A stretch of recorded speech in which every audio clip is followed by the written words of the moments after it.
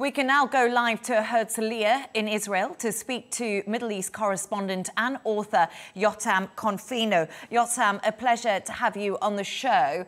Will Canada's decision to recognise a Palestinian state actually make any difference to Israel? Will we see anything change as a result of what we're hearing from the likes of the UK, France and Canada? I don't think so. Israel is essentially telling all of those nations that they are rewarding Hamas, they're rewarding terrorism by recognizing a Palestinian state, while Israel is still fighting to get those 50 hostages out who are still held in horrific conditions inside Gaza. So Israel will not change any of their policies just because these countries recognize Palestine. But I would say what's interesting here is that Canada is saying, well, we will recognize a Palestinian state, but we have a few conditions. Those conditions are very important. He's saying, the Canadian Prime Minister is saying, we need elections, first of all, because there hasn't been elections for the Palestinians in 20 years. The PA needs to be revitalized. It's deeply corrupt. And also, a Palestinian state needs to be demilitarized. Now, those three conditions are going to be very difficult for the Palestinians to live up to. First of all, because the Palestinian Authority is and remains extremely corrupt and very unpopular among Palestinians. And I'm not so sure that the Palestinian Authority or Islamic Jihad or Hamas or any other Palestinian entity is ready to lay down their weapons. So we have to take these announcements with a grain of salt, because some of them come with conditions and some of them are not de facto recognition of Palestine now, but will only be made in September at the UN General Assembly's annual meeting, and a lot can happen until then. Yes, cautious optimism, but there's been reports of 91 people killed by Israeli forces at aid sites earlier today. There is currently an Israeli military pause in place. So what more do we know about the situation on the ground inside Gaza? So I'm happy that you're mentioning this story, because it's really, I think at this point, it's very important that we address these almost daily accusations from Hamas that Israel is massacring dozens and dozens of civilians. Again today, we have seen no evidence whatsoever, any footage showing Israeli soldiers opening fire on those civilians at the Sikkim border crossing in northern Gaza.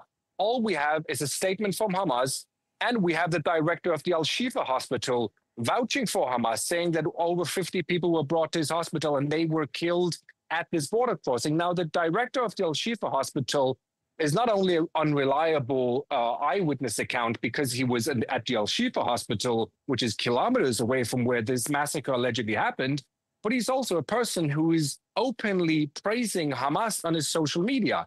So I would say when we come with these very, very aggressive, serious accusations of mass murder, we need a little bit more than a Hamas statement and a Hamas supporter from a hospital saying that this happened. That being said, the situation in Gaza is horrendous. The civilians are still paying the price for Hamas and Israel fighting. And Hamas and Israel are still fighting, despite 3 areas in Gaza having humanitarian pauses.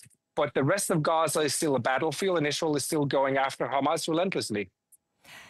And I do hear what you're saying, Jotam, but it's very difficult for international journalists. We're not allowed into Gaza to report or look at the situation. So as you do mention, the figures can be unclear. And we're also hearing about deaths from malnutrition too.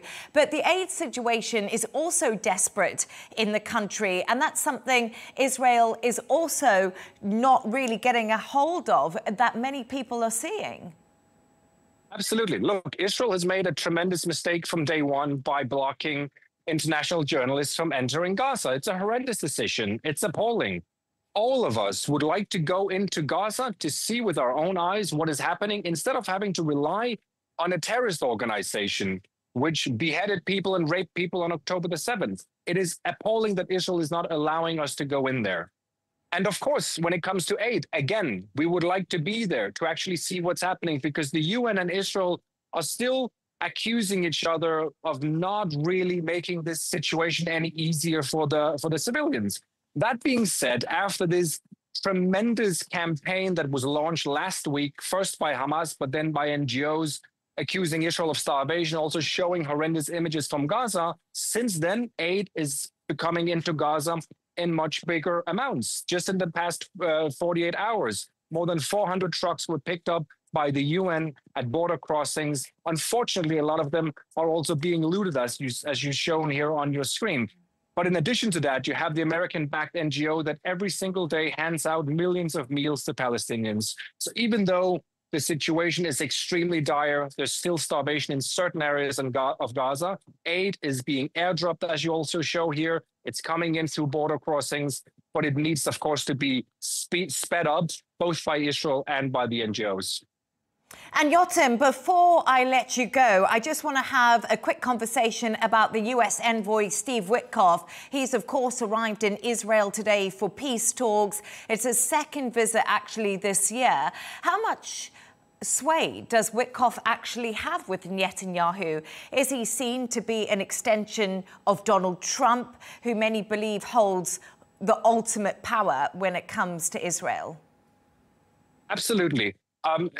Steve Witkoff has been praised by Donald Trump several times. He trusts him. And Steve Witkoff is speaking on behalf of Donald Trump. So when he's meeting Netanyahu today, I'm sure that he's trying to pressure Netanyahu into more concessions.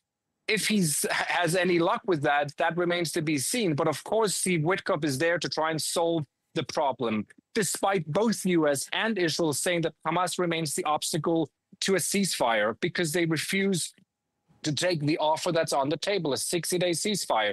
They keep adding new demands. They keep dragging their feet. And that's mainly because there's so much pressure on Israel internationally now that they are standing on the sideline enjoying how Israel is being vilified. But Steve Witkoff is one of the few people that can actually help solve this conflict. The other crucial partner, mediator, is, of course, Qatar, which is housing Hamas. They are de facto the ones that can strong-arm Hamas into making more concessions. Jotam Confino, Middle East correspondent and author, thank you for joining us.